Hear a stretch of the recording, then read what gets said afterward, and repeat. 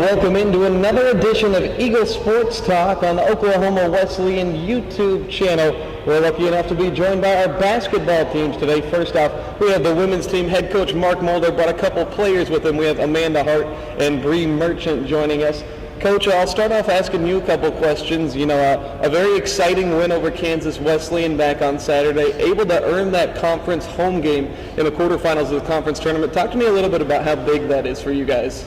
Yeah, anytime you can play at home, it's a big deal. I feel like our girls really stepped up with it being senior night. And, the question I got asked a lot after that game is, how'd you get them to play so hard? And I think it was just they wanted to do it. It wasn't anything we did or anything we changed, but that's kudos to them for stepping up, and then it translated over to practice yesterday. And it's been a good ride the last few days. Sure, and I got to think you got some good film on Kansas Wesleyan now, knowing that they're going to be your next opponent. Talk to me about the challenges of trying to beat a team for the third time in the same season. Yeah, it's never easy. Anytime just to get a win, whether it's the third, fourth, first time, it's all difficult. But, they're going to make some adjustments. There's some things that we've already seen on film that they had some success at that we know is going to be coming our way. So we've got to prepare for that today. And make sure we can translate the execution of that to the court. But at the same time, there's some things I think we can improve on as well, and give them some difficult things. So it's going to be a chess match, I think, a little bit to start, but once it gets some game flow to it, I think it'll be off and running. Yeah. Now, Amanda, I wanted to ask you a question kind of about your perspective on the season. You've been out with an injury, I believe, pretty much the whole season, but, I see you around. You've kind of been a good player for support, trying to keep the energy up. What's kind of been your goal to try to motivate your teammates this season? My goal, I don't really know. It has been kind of just be there for them. Like I would want, if someone was hurt, I'd want them to be there for me, and just be a supporting teammate as much as I can, and try to hype them up before games and during the game, especially when someone hits a 3 or an and 1 or something like that. Just try to keep the energy up. Yeah. Now, how have the other players on the team been an encouragement to you in a time that it's probably a little bit tough for you not being out on the court?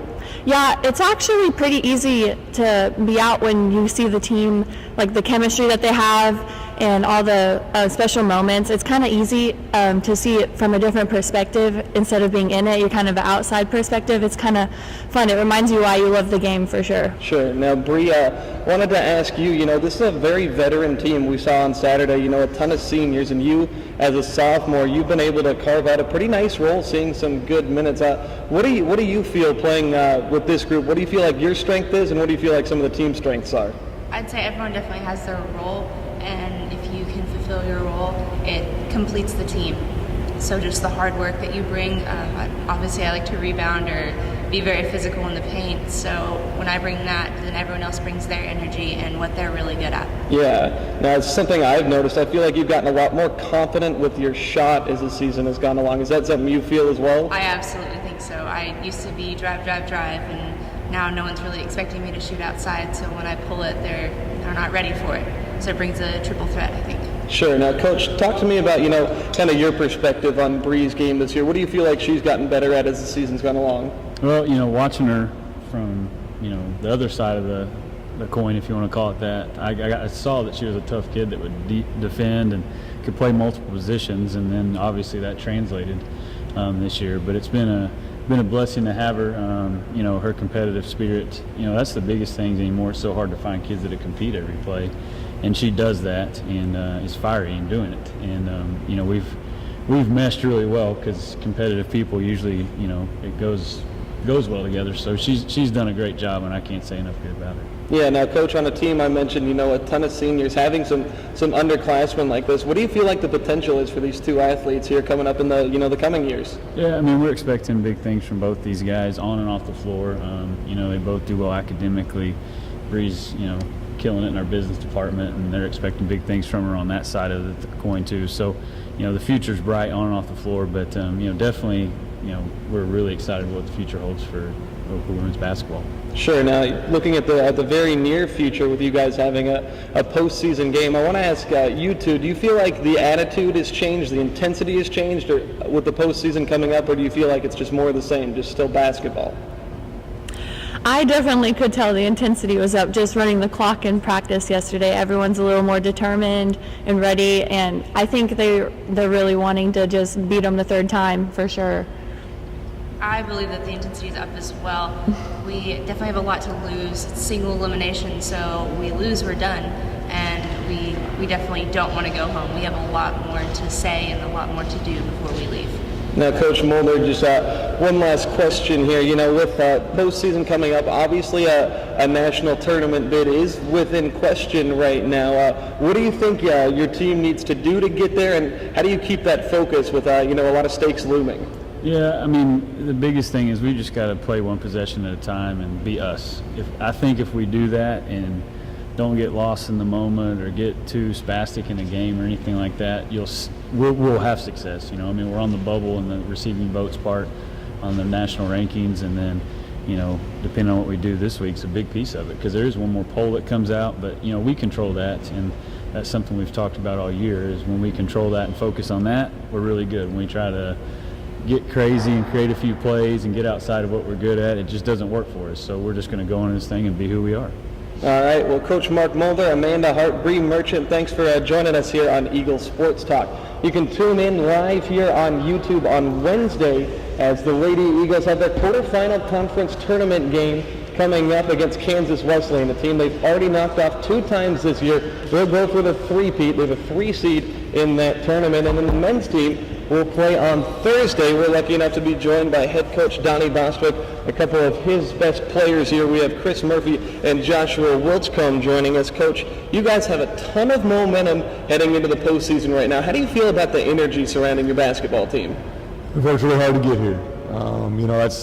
That's what you play all season for, to see how far you can advance and create a platform, so we can let guys' light shine. That's our theme all year. So, we've worked hard. These guys put a lot of time and work in to get here. So they should be prepared and excited. Sure. Now, Chris, I got a question for you. These last couple of games, you've really come into your own. I believe 3 straight games in double figures coming off the bench.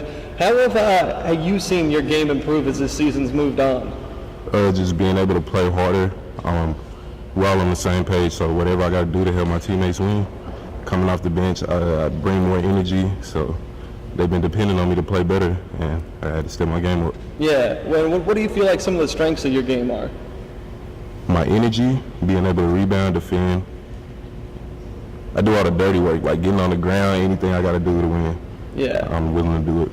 Yeah, now Josh, you've been a very welcome addition to the team here in the second semester. I think it would be pretty fair to say the team has taken off since you've joined the roster. How do you feel you've been able to contribute here in this second half of the season? Just having a presence on the inside. Coach always talks about, us being on the rope defensively. So I just think it's just a lot of props to my teammates, because with us being on the ropes defensively, it gives me more comfortability to go over help side, to block shots. So if we all weren't on the same page, then I wouldn't be able to, get shots or contest shots, so that we can get as many offensive possessions as we can. Sure. Now, Coach Bostwick, it's got to be really nice to have Chris, you have Josh, you have Jansen, a multitude of other forwards. Just having all that size, and you love to throw it out there on the floor at the same time. What can that do to an opponent? How does it make it difficult to play against you guys? Kind of like speed and power. We're catching them with speed, then we're pounding them with power, and it's offensive rebounding is one of our biggest things. Defense is the second thing. We line those things up and say this is how valuable they are to winning. And these guys obviously bring that power and that punch. At the same time, they run the floor. They do a lot of little things for us that a lot of times the bigs come out there, man. You think it's all about three-point shooting and that kind of thing until you don't have bigs on the court and that are protecting the rim and keeping those boys from attacking the rim and stuff like that. So it's a unit, man. We need everybody.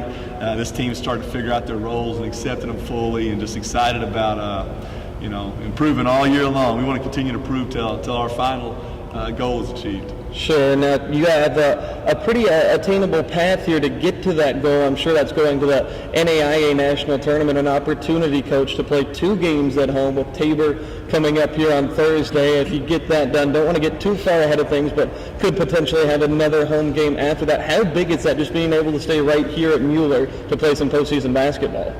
once again, just working hard all year to get that advantage, get that opportunity, get in front of our fans, get not to avoid that long bus ride or wherever else. And, Tabor, the road goes through Tabor. They've been the dominant team in our conference the last 3 or 4 years. They were 2 points from getting to the Final Four last year. Lost in overtime up there a couple weeks ago. And, we're excited about getting the opportunity again to play those guys. They're a great team, well coached.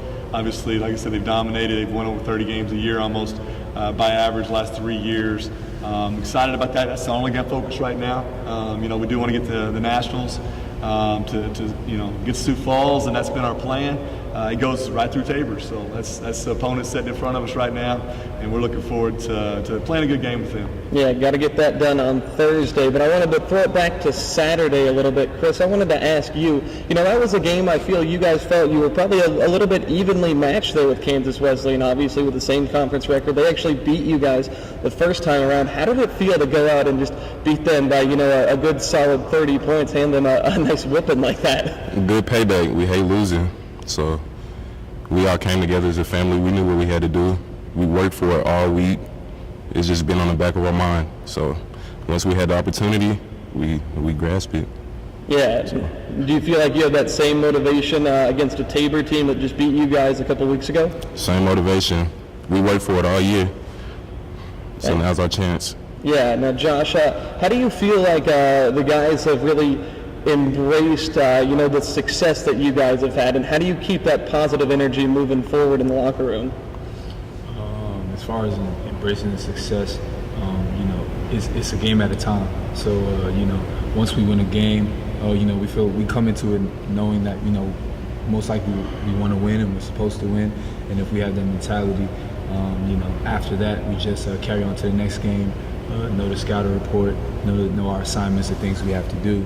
And we just take care of business. Sure. Now, Josh, I kind of want to ask you, take me through an individual play, one specific play. When you block a shot, you've done it in every single game you've worn an Eagle jersey. What goes through your mind when you send back an opponent's shot?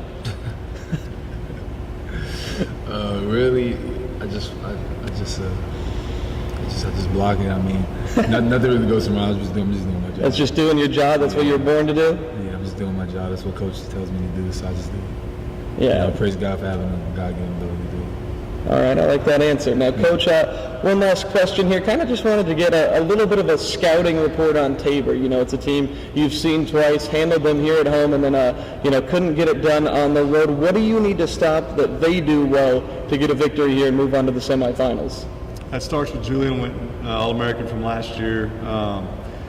Him and their point guard, too, is one of the defensive players of the year in the conference, all-defensive team. Those two guys, really lead the show. Transition baskets is really what hurts you. That they're so good. Their bigs are undersized. They run the floor. Julian, one-on-one in the open court, he's almost impossible to stop. So you got to set your team defense up and get prepared for him because he's so elusive and so athletic.